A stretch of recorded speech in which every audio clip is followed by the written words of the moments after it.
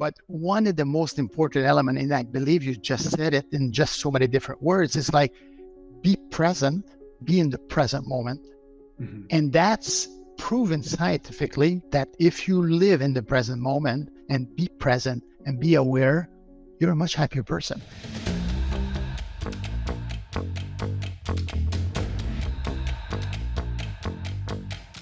Welcome to the Pay 3 podcast. I am your host, David Mancella. This is one of the best business podcasts on the internet, and we focus on interviewing amazing people that are changing the world through their businesses. Being an entrepreneur is one of the hardest things that we can do in the free world. And we are actually blessed to be able to choose our life path and to choose it to be an entrepreneur. Today we have with us one of these heroes, Guy, one of my good friends. Welcome, brother. Welcome to the show. David, always a pleasure talking with you and looking forward to have a nice chat with you. Beautiful. For the audience, can you tell me your full name? Yes. Where do you live and what do you do for a living? All right. My full name, it's French, so you'll hear the French Canadian accent behind everything that I talk. So it's Guy Daigneault. I do live in Montreal, Canada.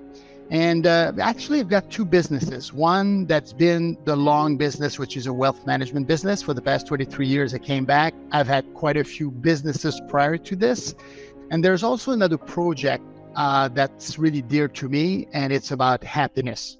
So there is two businesses going on at the same time, and I've actually included the happiness business as well in my wealth management business. So that's what I do, and that's what I've done for the past 20-some years.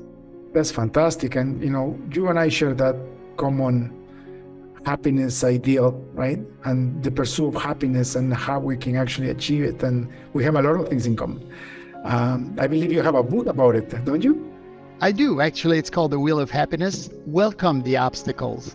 I probably should have called it Welcome the Obstacles, because I like the subtitle a lot, because it's to me, it's not about being challenged by the obstacles. It's actually, in life, we know we're going to grow. And how do we grow? It's through obstacles. So I love the fact that we've called it, and actually I cannot even take the credit. There was somebody that says, have you ever thought about, instead of writing, don't stop at the obstacles, just say welcoming the obstacles?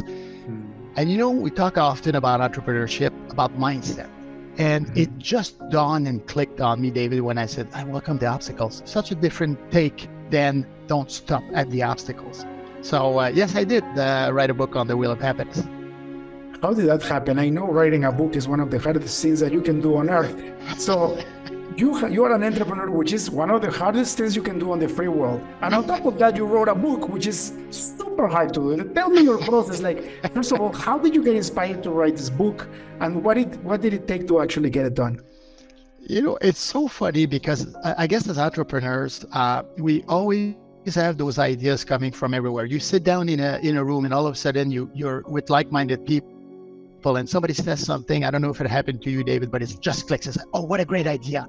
And somebody said, everybody should write a book. And I said, that's exactly right. Everybody should write a book. So I said, and I think everybody has a book in their head. So I said, yes, I need to write a book. I'm going to do it. And you know what, David, the funny part about it is I'm not a good writer. I really am not a good writer. But I've got a beautiful wife of 33 years, who's the greatest writer there is. So I guess I wrote down the first draft and she rewrote it. So the idea came up when looking at people, meeting in my wealth management businesses, so many people. And ultimately, today I understand a little bit better why I wrote the book on happiness, is that I find that a lot of people are not quite as happy. And I said, why don't we start in touching people on a daily basis? How can we make the world a happier place? But how can we touch people on a daily basis? And I guess the book just came out and said, what's really important to me? And the book is, I call it a guide, actually. It's a very easy book to read. It's 70 pages long, but it's all about concrete stuff, just making you aware of what's important. So applying this to my client on the wealth management side, especially in finance, where the human side has been lost and is still lost today even more than it was. But I said, let's bring back the human side. How can I accompany people to, without being the expert, without being the psychologist, how can I accompany them to make sure that at least I'm there for them in case they need me. So that's how it all came about. And as you probably know, most entrepreneurs have ADHD. They're all over the place. So you might have to bring me back, David, to the question that you asked originally. But that's really, I said, I need to write a book. It makes sense. I'm at the right time in my life of doing it. It took 3 years. 70 pages. It took 3 years. It's crazy. So when you say it's difficult, it really is difficult. But at the same time, really glad that I've done it. We're actually thinking, my partner from Australia, we're already in the process of starting a second book to apply the science, the research, and concrete experience about happiness. So yeah, my mission in life moving forward is helping people.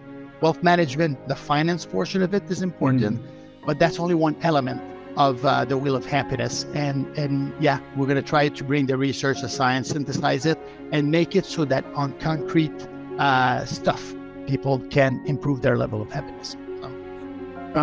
You touch a great point. Being financially stable is very important. But if you look at your financial stability versus the equation of happiness, it's not really that important. After you are financially stable, it's really not that important, isn't it? That is correct. Have you heard about that study where it says what is the level of income that people need to have in order for them to not stress about the money? It's researcher Dunton, and they say that when you reach a level of $75,000 worth of income, your level of happiness doesn't increase exponentially.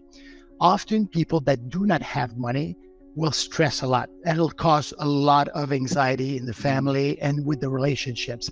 But yeah, it's when we say that money is not the only thing in life, it really isn't the only thing in life. I think we all know that relationships is really important. Connection is really important with people. But yeah, the finance portion of it is one element that if you have enough, you should be fine moving forward. It is true. I was talking to somebody, a friend that I have that is very successful. He has his own private jet, and beautiful man, like super humble. Because you can be rich and be arrogant too, right? But this guy is actually very happy. But I told him, hey brother, what does it feel like to be 0.5% of the 1% in the world? And he's like, no, I'm not there yet. Come on, I have still a lot to grow. Like, there is so many people more wealthy than me. Like, I'm still on my way. And then I showed the statistics. Now that you talked about statistics, that's how I remember. I think it's the World Bank. One of those global organizations ran a statistics, a global study, and they found that if you make more than $35,000 a year, you're in the top 1% earners of the world. Wow, that's crazy, isn't it? Once you actually start comparing yourself to the world economics, the entire planet, it just goes exponential, right? It really does, and it's funny, David, that you're mentioning this because is he content? Is he happy, your friend? Oh, he's super happy and he's driven and motivated, but we lose perspective, and sometimes looking at things the wrong way will diminish your level of happiness, isn't it? Absolutely. Totally agree with that. Because often what's going to happen, and why I was asking you the question, is that people will often say in that top end, oh no, that's not, there's so much more to grow. As long as you enjoy the process of growing and there's no social comparison, there's studies that shows that if you compare yourself to others, you might not be as happy moving forward. I don't think there's any social comparison. I mean, it's great. He's in the top 1% of the world's wealthiest people. Congratulations to you. As long as he's got a passion for what he does, as long as he's generous and kind towards others, and he makes those great connections, that he's got great relationship with his family and friends. I think if you have that, you're already ahead. And yeah, finance at that time is no issues. And one of the things you've probably heard about all the some of the richest men in the world that wants to give almost all of their fortune back to philanthropies, I think is the greatest thing. We're on earth to grow. We're on earth to make money. That's okay. But if we're have the opportunity to take that money and spread it around the world to make the world a better place in places that really needs it, why not do it? Yeah. Actually, I was talking to somebody else, another entrepreneur, a very good friend of mine yesterday, and he says he's reading a book, I think it's called A Finish at Zero, or something like that. And basically what the book talks about is that by the time you die, you should be at net zero. But he also says that he was researching, and he says in North America, people's net worth peaks at 70.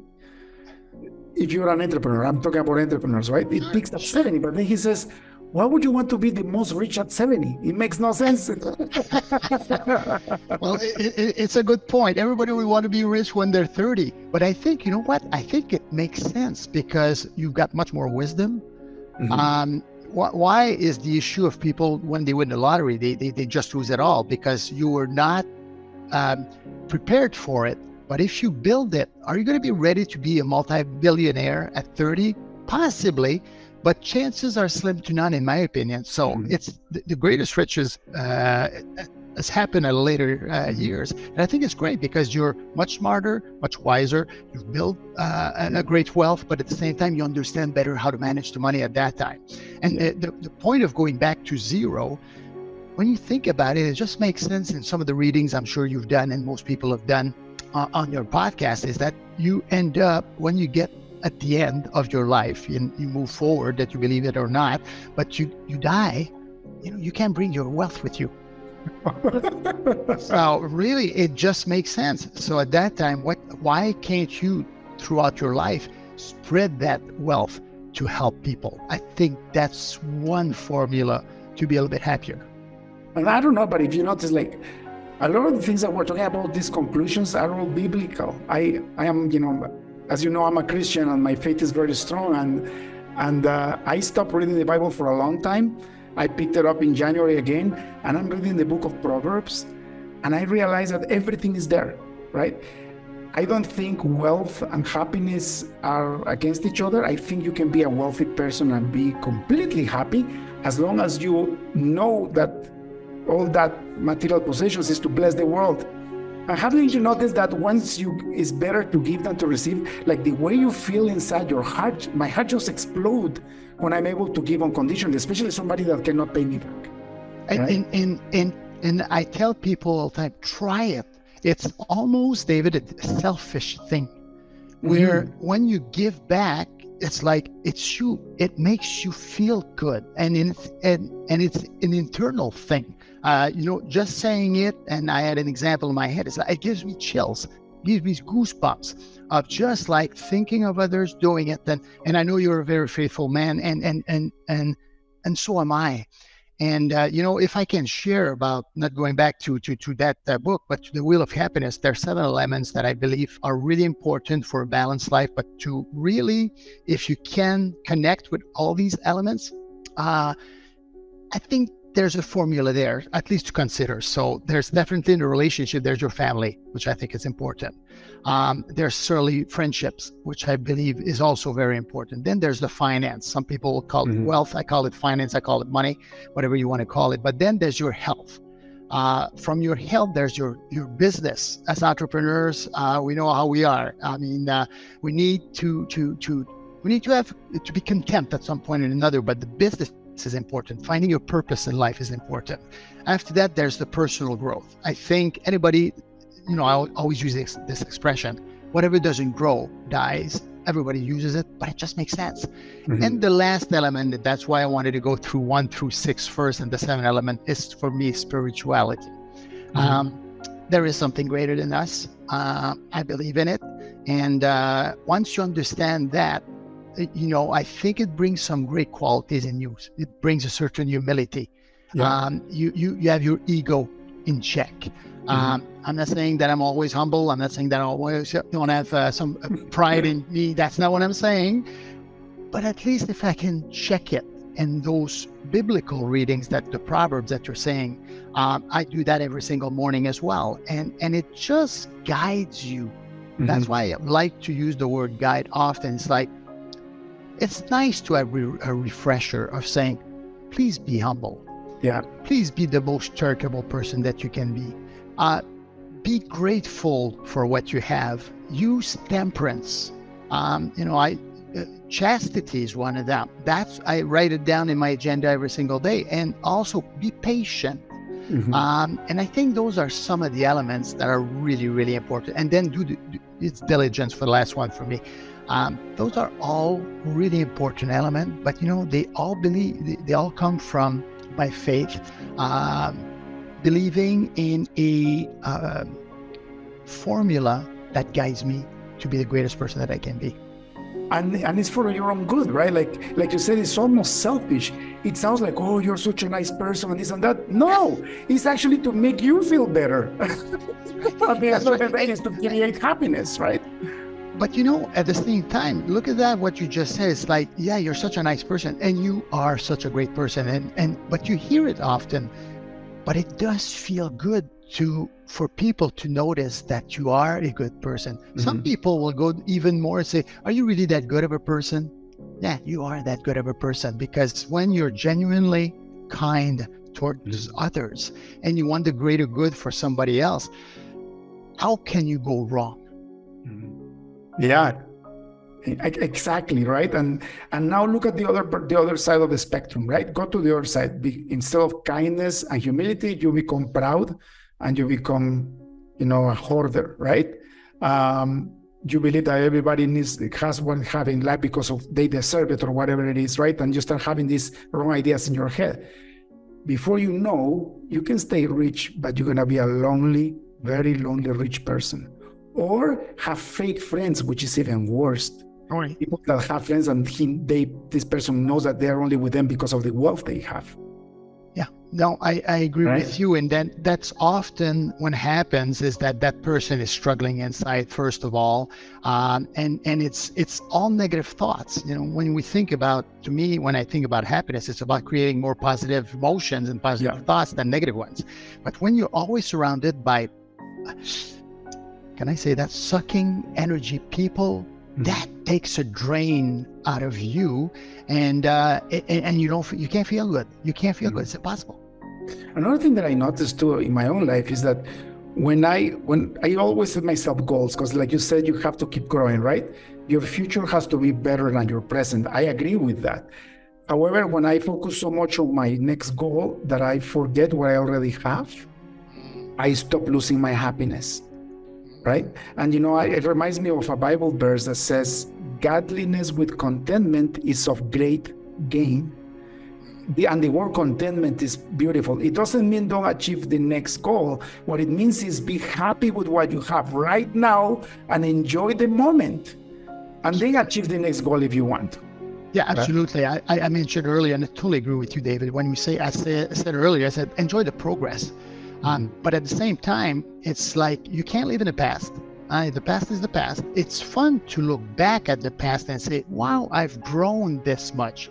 But stay humble without that growth, because obviously, and looking forward, it's nice to look forward as well. But one of the most important elements, and I believe you just said it in just so many different words, is like, be present, be in the present moment. And that's proven scientifically that if you live in the present moment and be present and be aware, you're a much happier person. We have all those elements, and as entrepreneurs, it's not complicated sometimes to be in the present moment because you've got issues moving forward. You need to get results because you need that. You've hired these people. Just happened to be because a couple of people joined the team, and it's like, it's like we need to increase the revenues. No, just being in the present moment makes you be what you are and not necessarily who you are. It's beautiful. And I guess you covered all this in your book, right? Some of it. The next book will be in there. That's awesome. I cannot wait to read your book. First thing I'm going to do is going to buy it on Amazon. But now it's, and you're such an entrepreneur as well. So there are so many challenges as entrepreneurship, right? Oh, yeah, it's so hard, but at the same time, it's so fulfilling. Like you said, that about the obstacles and like welcome the obstacles. It's almost like welcome the problems. Why? Because the problems will keep coming anyways. And also, without problems, we won't have businesses because business is a way to solve problems for somebody else and get paid for it. And That's right. then without problems, also, we wouldn't be able to evolve, to get better. The process of, for me, I think I'm in a process of purification and sanctification. And it only happens to being able to resolve problems in a godly way. But the problems will keep coming. We're going to have tribulation in this world is given, right? We will live in a material world that is broken. Look at the environment, look at the politics, look at the craziness, what's happening with everything, with this gender disorder that is happening in the world. I don't even want to talk about that, but it is a tough world. There is It going is. to be issues. It is a tough world, and I don't know if you've read the book Driven by Dr. Brackman, Doug Brackman. This is really interesting, and I think every entrepreneur should read it. It's like, and it's not good or bad. It's just about understanding as a driven person, as entrepreneurs, how your mindset is. And you just said it. It's like, the geopolitics, what's going on in the politics that are going on right now, they're not entrepreneurs at all. So as an entrepreneur, sometimes you get frustrated with the way, the government manages things. But at the same time, it's like we don't focus on this. We focus about creating solutions to dilemmas that are caused by wherever they're coming from and by whomever. It just doesn't matter. But it makes it challenging, makes it very tough sometimes to be behind your desk and just say, I need to find a solution. And that's why I think having your podcast and sharing and talking to entrepreneurs and finding that right community is so important. Having that group of people that just says, well, I'm not by myself. And congratulations. I think it's awesome what you're doing. And having an exchange with entrepreneurs, I think it's great, David, and congratulations. And thank you for doing this. No, my pleasure. This is my way to give back. And like we were talking before, right? I've been blessed with a self-managed company. I am working on my business now, not inside the business. And 99% of my work is delegated. Thank God, because they do it much better than I do. But that's the privilege of investing my time with amazing people like you and giving back to the world. If one person listens to this podcast and they better their lifestyle because of what they heard, this is all worth it, isn't it? It's interesting because when I say I'm trying to increase make the world a happier place, one person at a time, that's exactly my mindset as well. If whatever you do touches one person and that person touches one other person and that moves on, it's going to be eventually, not exponentially, but it could be exponentially. But if you touch that one person, if that would be the only person that you touch, you made the world a better place. Yeah. And what's happening is, I believe that people, by definition, are kind and people are good. What happens is that life gets so tough on people that they start making the wrong choices, and then they get into vices, and then they get into ways that they're harming the society. But if you start blessing those people, you start giving unconditionally, these people eventually will pay it forward, right? It's humankind to be kind. That's why we're called humankind, because we're kind. But you're absolutely right. And kindness creates kindness. And that's why I go back again. It's like when you're with positive thinking, minding people, just stick with them. You'll see they'll suck you in that the glass half full instead of the glass half empty. What would you suggest for people that struggle with negative emotions all the time? Because I know there's people that even become addicted to their anger or become addicted to their preoccupation or their worrying or their sadness, right? It's interesting because I've worked with one of my clients and I think it works well. The ones that are more negative than positive, and by the way, there are a heck of a lot more people that are negative than positive. And it's very logical because we have studies shows between 70 to 90,000 thoughts in a day. And most of them, numbers vary, but close to 70% of those thoughts are negatives. We're bombarded with the news that are just negativity. Everybody knows that. And there's the Losada ratio. I'm sorry, because I always go with the science, the research, and I try to bring That's it back great. to your questions. But it's like there's the Losada ratio. There's a professor that's find out that's for each negative experiences or thoughts, you need to have 3 positive ones just to counter, to break even. Study shows that we have between 70 to 90,000 thoughts in a day. And most of them, up to 70% of them are negative thoughts. So when you think about it, that's like, and there's a Losada ratio. That's a professor that find out that for each negative thoughts, you need to have 3 positive thoughts just to counter or break even. So when you think about it, it's like the numbers don't match up. You cannot in a day become more positive. However, there is one thing that people can do right now. Start small, but you can do it on a daily basis. Start writing in your gratitude journal. I've done it with one of my clients who had many addictions and was even thinking about suicide. Yeah, not fun. And I'm not a psychologist, but at the same time, we've read enough about different experts to just say gratitude journal often works, but you need to start small. So by writing in your gratitude journal, literally writing in your journal, positive emotions, positive elements that happen in your day, only positive elements that happen in your day, because obviously we know you and I have had many negative elements in our negative emotions or negative events that happen in a day. As an entrepreneur, we deal with that, and that's what we're talking about, obstacles.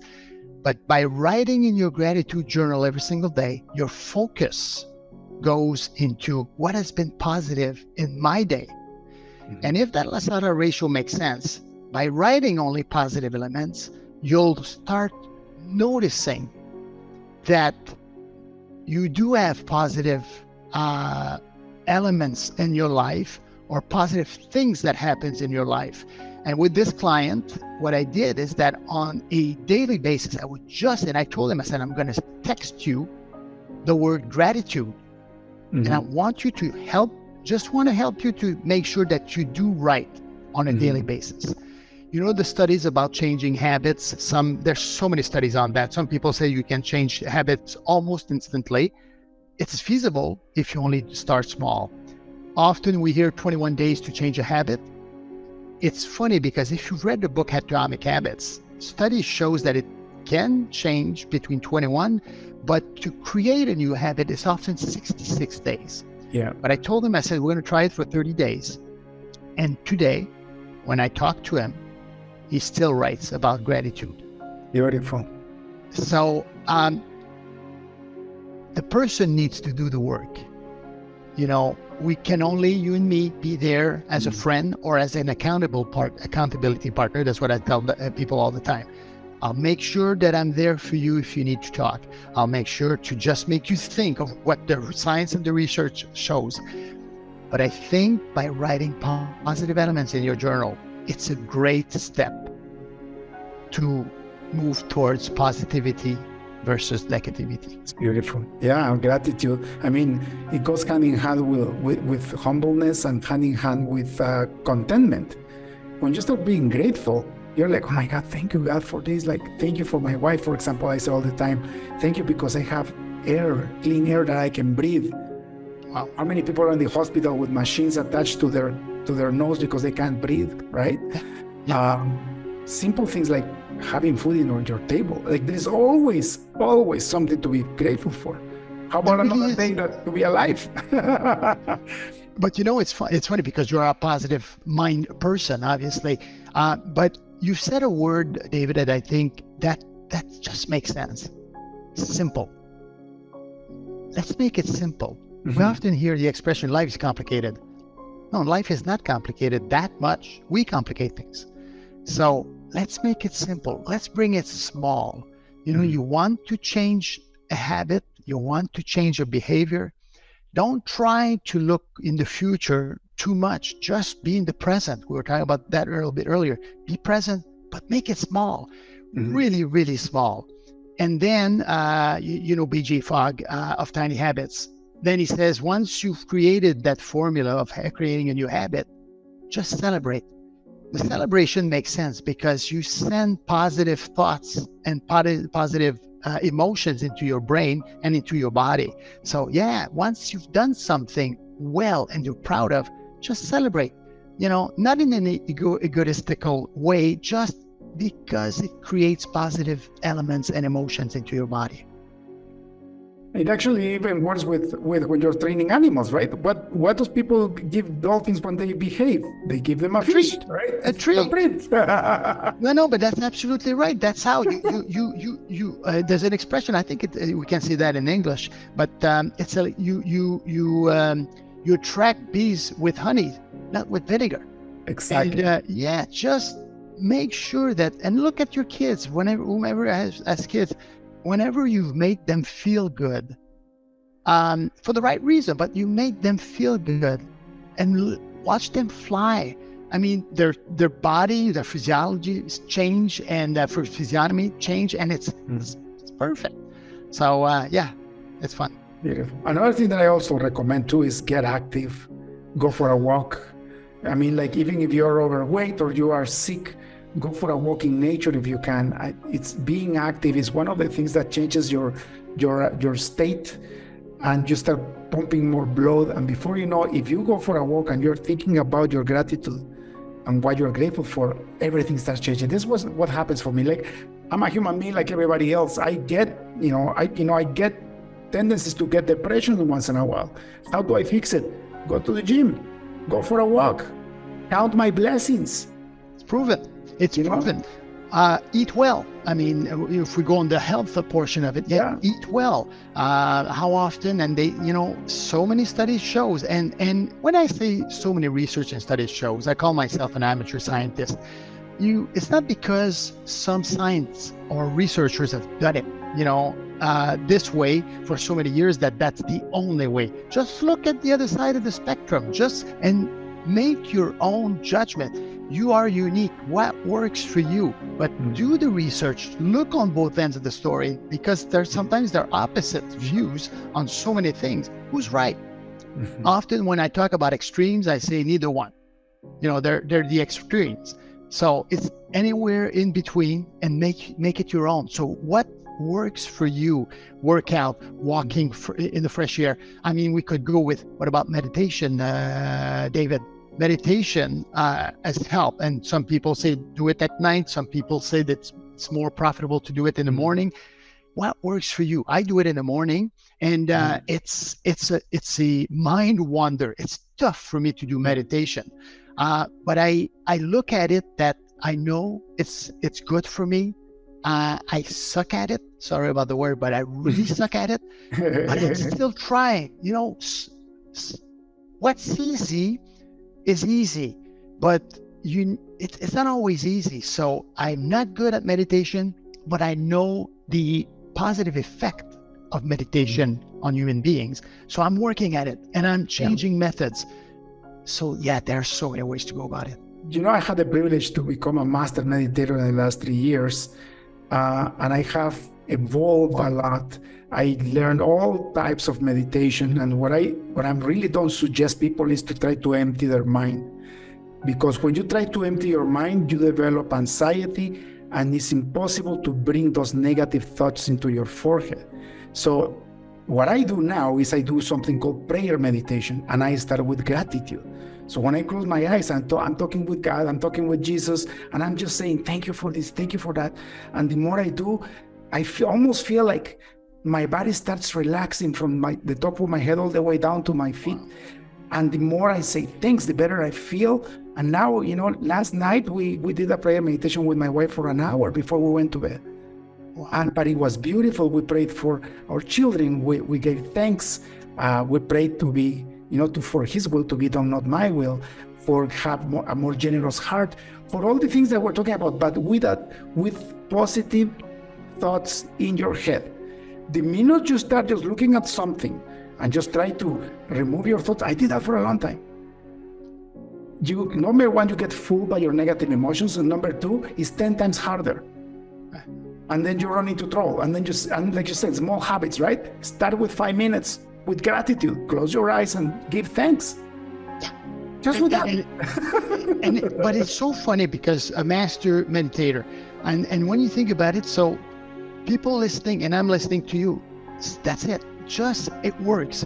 You know it works. So when somebody tells you that it works, use the process, do it, and tweak it if you have to. But yeah, you said 5 minutes. You know what I would have added to this, David? I would say, start with 1 minute. Yeah. Increase it on a weekly basis to 2 minutes. You know, if ever you were to do this, and again, the mathematical mind in me, the numbers guy, at the end of 1 year, you could do 52 minutes. Now, I'm not sure if I would be able to do 52 minutes of meditation, but get to the point of start with 1 minute and then move on to the 2 minutes and then 3 minutes. And after that, whatever feels and makes good and makes sense to you. And then eventually what you just described, I hear you and I sense you, because I feel that way too. It's like, wow, there's something changing inside me for the greater good and for the better. Yeah, for sure. This is amazing. Gig brother, we could be talking about this the whole day, but I want to be conscious of your time. So one last question before we end this podcast, and I'm going to have to invite you again for episode 2 of this interview, because we didn't even talk about your business yet. It's supposed to be a business podcast. But it's such a fun time to talk with you, David. It's thank you for doing this. And I'm listening to your last question, and hopefully I can answer it. So my last question, if you had access to a billboard in front of the busiest highway on earth, what would you write in it? Be the most charitable person you can be. Beautiful. That's the key to happiness, I believe. Isn't it? Certainly one way, for sure. You know, we went to a town, so we're in the mountains in South America right now with my wife because of the winter. And we went to this beautiful lake. It has 3 volcanoes around the lake, but there are some areas that are very poor. So my wife her heart was just to bring some toys for kids. So she and her sister made these, bags, little bags with snacks and a coloring book, just like that. And then as soon as they found kids on the street, maybe playing or, unfortunately kids in this country have to work for a living since they are little, working, helping their parents. So, we saw this kid in the construction site, and this kid was helping, his parent, build this house. And she just approached with the bag and say, God loves you and I love you too. And I still have the faces of these beautiful angels in my head. These smiles, the unexpected smile for something that they didn't know that was going to happen in their life that day. And it just fills my heart with joy. And talking about going back to happiness, when I get trouble in my life, when something is getting oppressed, as like we just went through an operation with my wife, and thank God she's fine and she's doing great. But when I get tempted to go into a negative mood, I remember those little faces. Because those are the gifts of being grateful, and the gifts of being charitable, right? You don't have to donate millions and millions of dollars. In fact, writing a check is very easy. Go do something by yourself and see the impact that makes in somebody else's life. I could close on this. I'm just saying, just give a smile to people. Yeah. It doesn't cost anything, but too often, and so many people look at you, even in a weird way, it's like smiling at me. That proves to me something. I still smile to every single person that I see. Just maybe that will make their day. Maybe that'll be the only smile they'll get for their day. That makes me feel good. It's beautiful. Hey, brother, thank you so much. If people would like to hire your services or find out more about your book, where can they find you online? It would be at thehappiness.algorithm.com, thehappiness.algorithm.com. That's actually the only place that they can buy my book. Okay. That's where they go, and they'll figure it out. It's very simple, very easy, and they can get a book. And for your wealth management services, I would love to have somebody like you managing my wealth because I know I'm happier. Yeah, it's that would be a little bit more complicated to but I'll spell it. It's I think I have to say it in English because a lot of my clients are in French. It's Daigneault, DAIGNEAULT advisorygroup.com. Daigneaultadvisorygroup.com. And that's a little bit different in terms of what we're doing for the wealth management side. Beautiful. Thank you so much, brother. We'll be back with another episode so we can talk more how you became an entrepreneur and the lessons for people that would like to be entrepreneurs or people that are struggling in their own business. So David, for you, anytime. It's always a pleasure. Say hi to your wife. Thank you for doing this and with me, and looking forward to chatting some more in the future. Beautiful. Blessings. Have a beautiful rest of the week. Thanks, my friend. That's all for today's episode of the Break Free Podcast. Head on over to iTunes and subscribe to the show. Starting your own business can be tough, but it doesn't have to be. Visit davidmansilla.com to pick up a copy of the #1 international best-selling book, Breaking Out of Corporate Jail. Expand what you consider to be possible and reach your full potential. And join us on the next episode.